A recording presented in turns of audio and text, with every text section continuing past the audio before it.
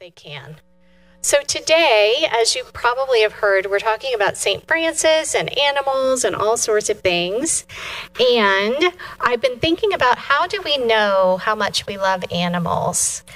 And does anybody have some idea, like, how can you tell how much we love animals? Like the way you feel about them. Like, you know, if you see a puppy in the park, you're obviously going to want to go pet it unless you're allergic to dogs.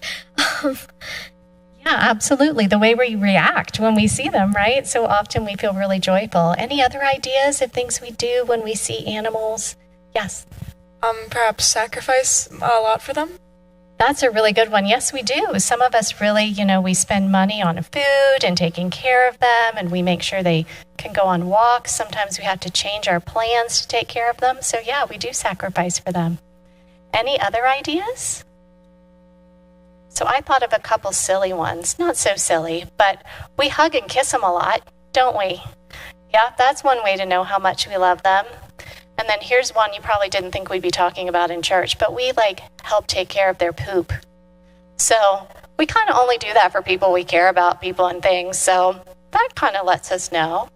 And then another really crazy way is I looked it up, and this year we will spend, just in the United States, more than $70 billion taking care of our pets and animals, which is a lot of money. And, even Jesus said, where your treasure is, where you spend your money, there your heart is. So that's an example of how our hearts are with our animals.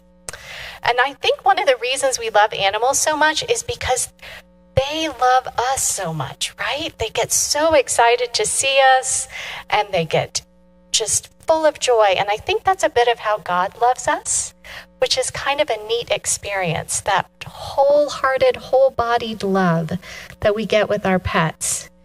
And so I want to tell you a story about dogs and humans and God. And it's a story of St. Francis. And he was a man who lived quite a while ago and in Italy, and he was from a really rich family. And he one day realized that he didn't think he was doing exactly the best he could do for God in the world. And so he gave up all of his money and everything that he owned. He gave up every single thing, including his clothing. And rather than walking around without clothes on, he started wearing burlap, which is a kind of rough material. Sometimes they make potato sacks out of it.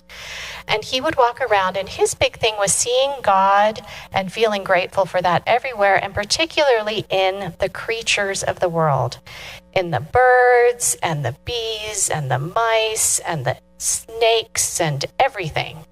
And they used to say that when he came around, the birds would come and sit on his shoulders and thank him and sing for him.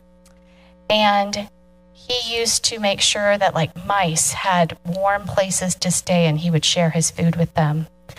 And they said it was really annoying going on walks with him, because when it would rain, and you know how the worms come out and they're on the ground, he would literally pick up every worm he found and put it in the dirt. And so it would take forever to get anywhere with him. And that was maybe a little annoying, but still pretty impressive.